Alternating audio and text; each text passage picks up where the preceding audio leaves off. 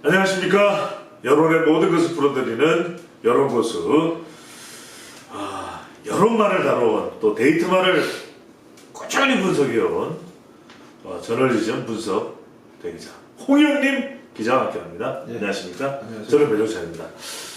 자, 근데 제일 궁금한 건 홍 기자님, 이 난방비 여파로 윤석열 대통령 지지율에 영향을 줬다고 봐야 될까요? 일각에서는 문재인 전 대통령 때 제대로 처리 못해가지고 이 지경이 됐다, 비판도 나오고 있는데요.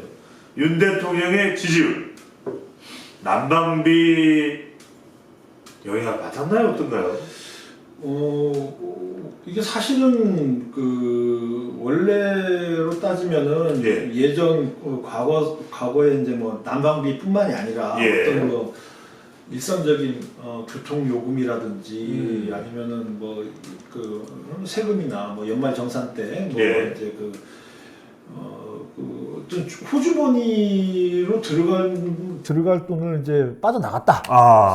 예전에 박근혜 정부 때 연말정산 관련해서 직장인들한테 상당히 지지율이 떨어진 적이 있어요. 깃털 그때 이야기 나오지 않았습니까? 네, 거위에 깃털을 뽑아야 되는데 그럼 이렇게 돈 뽑아가면 비명소리 나오잖아요. 근데 그때도 사실은 이게 그거 있지 않습니까? 이 연말정산이 나중에 우리가 기본적으로 13월에 월급이라고 해서 13번째 월급. 13번째 월급이라고 해서 이제 이 기존의 세금을 뗐던 거를 연말정산 다시 해갖고 어느 정도 다시 돌려주는 거잖아요. 근데 이제 그 당시 제 기억으로는 그러니까 예전에는 미리 많이 뗐다가 돌려주는데 그렇죠. 그 당시에는 이제 미리 많이 떼지 않고 조금씩 세금을 뗐다가 나중에 이제 연말정산 해보니까 이걸 세금을 들고 뒀구나. 그리고 더 주는 거예요. 나중에 보면 사실 이거나 똑같은 거죠. 독인갱gin이네요. 똑같은 건데 연말정산으로 하면 돌려받아야 되는데 더 뛰네? 이렇게 돼갖고서 이제 굉장히 그게 됐죠. 마찬가지로 난방비 논란도 난방비가 일단은 매달 관리비에서 나오는 액수가 이제 예전보다 엄청나게 많이 올랐다. 그렇죠. 몇십만 원이 올랐다. 40% 올랐다는 이야기예요. 그렇게 된다면은 당장에 국민들이 현 정부에 대해서 분노를 가질 수밖에 없는 사안인데 그런데 데이터상으로 봐서는 윤 대통령 지지율이 영향이 없어요. 영향이 없어요. 이게 이제 제가 이게 유심히 봤어요. 유심히 봤더니 지금 윤 대통령 지지율이 40% 안팎으로 나오다가 최근에 이제 서울 전후로 좀 주춤해요. 나온 거 보면 38%, 37% 이렇게 나오고 있어요. 나오고 있는데 리얼미터 조사를 보니까 일주일 전에 조사한 거는 38.7%였는데 그 이후에 이제 가장 최근에 나온 거 보니까 39.4%예요. 그러니까 0.7%포인트 올랐어요. 올랐고 엠브레인이 문화일보랑 조사를 보면은 설 연휴 직전에 조사한 건 윤 대통령 지지율이 37.2%. 근데 MBN이 YTN하고 조사한 걸 보면은 설 이후에 조사한 건 38.9%. 그러면은 기자님, 난방비가 인상됐으니까 난방비 인상으로 지지율이 올라간 건 아닌데 그럼 다른 지지율 상승 요인이 있었다는 이야기일까요? 상승 요인이라기보다 이 정도 변화는 오차범위내에서 변화라고 보기는 어렵고 다만 눈에 띄는 상승도 없었지만 눈에 띄는 하락도 없었다. 그러니까 난방비 인상이 대통령 지지율에 타격을 준 건 아니다. 그렇죠. 영향을 준 건 아니다. 영향을 주지 않고 있다. 그래서 제 생각에는 왜 그러지? 이게 사실은 너무 호들갑을 뜬다. 아니요, 그거보다도 이게 결국은 정치권의 얘기, 요즘 나오는 얘기를 들어보면 이게 결국은 그건 것 같아요. 이것도 이제 진영 싸움이 된 것 같아요. 이게 이제 전 정부의 탓이냐, 아니면 현 정부가 문제냐, 이거 갖고 지금 논란이 벌어진 거죠. 좀 냉정하게 쭉 지난 노태우 정권, 전두환 정권부터 쭉 분석을 해왔지 않습니까? 이런 경우에는 지난 정권의 문제라고 봐야 될까요? 이번 정권의 문제라고 봐야 될까요? 이게요. 예. 난방비 이번에 이제 가스비잖아요. 그렇죠, 그, 네. 우리 그 아파트 주로 많이 쓰는 가스비인데 가스비가 왜 올랐어요? 아니 왜 올랐냐고. 그 가스비 수입하는 그게 올랐으니까. 러시아 러시아 우크라이나 사태. 그렇죠. 우크라이나 전쟁이죠. 우크라이나 전쟁 언제 벌어졌어요? 3년 전에. 3년 전은 아니고 2년 전인가요? 작년 초죠. 작년 그러나요? 1월이죠. 작년 1월인데 이거 왜 옛날 같죠? 네. 그리고 이제 그 작년 1월에 그 전쟁이 터지면서 예. 이미 그 작년 1월이면 어느 정부 때예요?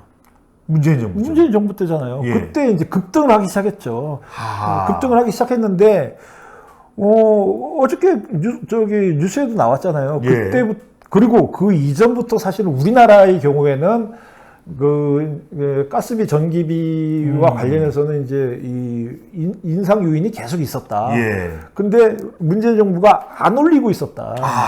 안 올리고 있었다. 근데 최근에 나온 그 뉴스 보면은 그 우크라이나 전쟁 직후에 그 전후해갖고 네. 그 가스공사에서 난방비 올려야 된다는 보고를 청와대에 8번 올렸다 그러잖아요. 근데 8번 묵살했다 그러잖아요. 묵살을 했어요? 네, 묵살을 하고 언제 올렸냐? 예. 작년 4월 달에 올렸다. 그러면 언제예요? 직전이네요. 아니, 퇴임 직전이지만 그러니까 다리를 내놓기 직전이네요. 퇴임 직전이지만 대선 직후죠. 그러네요. 만약에 저는 대선에서 이겼으면 안 올렸을 것 같다는 생각도 들어요. 그러니까 이게 대선을 의식한 일종의 포퓰리즘이네요. 그렇죠. 이게 그 8번 묵살하다가 마지막에 올려놓고 퇴임했어요. 아니 근데 이제 홍 기자님 이게 이런 걸 자꾸 묵살하면 결과적으로 묵사발이 된다 이렇게 볼 수 있을까요? 지금 묵사발이 됐잖아요. 근데 이제 그 올린 것도 뭐 사실은 8번이나 올리자고 얘기한 것도 워낙에 이제 그 인상 요인이 심각하니까. 또 이제 적자도 심각하고. 8번이나. 네. 그런데 이제 그 당시에 한 번 올린 거 갖고도 이게 이제 커버가 안 되니까.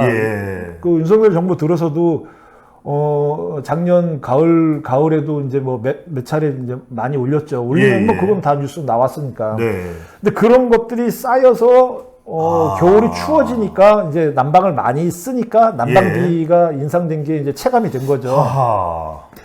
그래서 전 두 가지로 봐요. 그러니까 지금 얘기한 대로 본다면 전 정부의 문제가 있고. 근데 이제 현 정부도 뭐 문제가 없다고 볼 수는 없죠. 대응을 해야 되니까. 이게 이제 사실은 이게 날이 추워지기 전에, 그러니까 이제 그거를 국민들이 체감하기 전에 알았다는 거 아니에요. 이게 이제 아마 이게 고지서가 날라오면은 뭐 한 그 12월 달, 1월 달, 특히 1월 달에 이제 12월 달 거부터 나오니까. 그렇죠. 이게 이제 아마 아직 정작 1월 건 안 나왔어요. 아직. 1월 건 아직 나오지도 않았어요. 12월 달 것만 갖고도 이렇게 지금 하는데 그러면은 한 작년 말이나 이 정도의 정부에서 설명을 좀 해줬어야 된다. 그리고 정부에서 뭐 지금 뒤늦게 뭐 이 그 취약계층에 대한 이 바우처 지급이나 뭐 이거를 올리겠다고 뭐 얘기를 하지만 그때 얘기를 했어야 된다. 그때 더 빨리 선제적으로. 뭐 좀 추우신가요? 아니요, 이거 차가운 거예요. 네. 근데 이제 어쨌든 그런 거기 때문에 지금 전 정부냐 현 정부냐 갖고 이게 그 진영 갈등의 문제가 됐다. 그렇게 봤을 때는 별반 지금의 지지율에는 큰 영향을 주지 않을 수도 있다. 뭐 그렇게 이제 보여져요.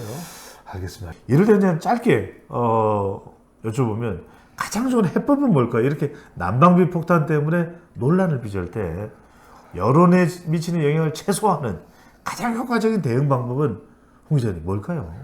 어느 쪽에서요? 여권에서 아니, 정부에서 대응해야 되니까. 제가 아까도 말씀드렸지만 사실 미리 설명하는 거예요. 선제적인 설명. 미리 설명하고 국민들의 동의를 얻는 거예요. 이게 일단은 뭐 설명한다고 해서 그 설명이 다 먹혀 들어가지는 않겠지만 그래도 사전에 설명한 거랑 안 한 거랑 차이가 있죠.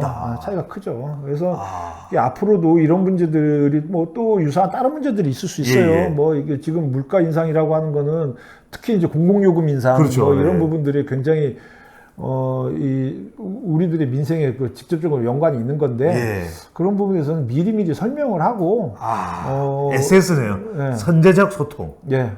그래서 그게 가장 중요하다고 생각해요. 알겠습니다. 자, 소통이 중요하다. 소통이 지지율의 요체다. 대한민국 최고의 데이터 분석 전문기자 홍영림 기자와 이야기 나눠봤습니다. 저는 배종찬 소장입니다. 감사합니다. 네.